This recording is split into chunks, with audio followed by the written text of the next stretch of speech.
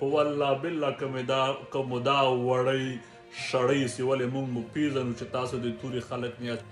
اتمر او ستانکزي ته د قاري عیسی غوسه وایي جوړ نظام مو خرڅ کړ نور در باندې څوک باور نه کړي.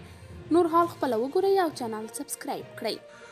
ګډ ماما که د پاچایي خوبونه وینې دا خوبونه د سر نه وباسه.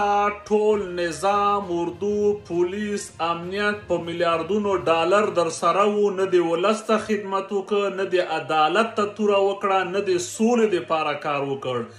نن که چېرته یو جي کې د 10 کسانو میلمستیا وي او ته راسې نو 9 نفره غواړي چې سنګسار دي کړي غوږونه درنه غوڅ کړي. ته د رهبرۍ خوبونه مو وینه. 15 میلیونه 40 میلیونه ولس مو په فقر او غربت کې پرېښوده چې ماښام ته ډوډۍ نه لري او راتلونکي ژمي ته سکاره نه لري. ستاسو پیغور موږ ته راکول کېږي. تاسو ته تښتېدلي او فراریان ویل کېږي. وطن فروشه جاسوسان ویل کېږي.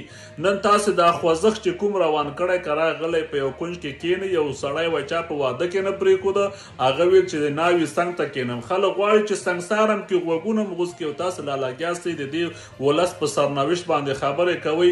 ناکام او ذلیل یاست. همدا اوس نه درته وایم په والله بالله که مو دا وړی شړی سي ولې موږ مو پیژنو چې تاسو د تورې خلک نه یاست. جوړ نظام مو خرڅ کړ نو اوس غواړئ چې بیا هغه حد ته ورسیږي او بیا یې خرڅ کوئ.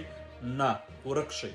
تاسو په دې اړه څه نظر لرئ؟ کمنټ کې شریک ویډیو لایک او چینل سبسکرایب کړئ.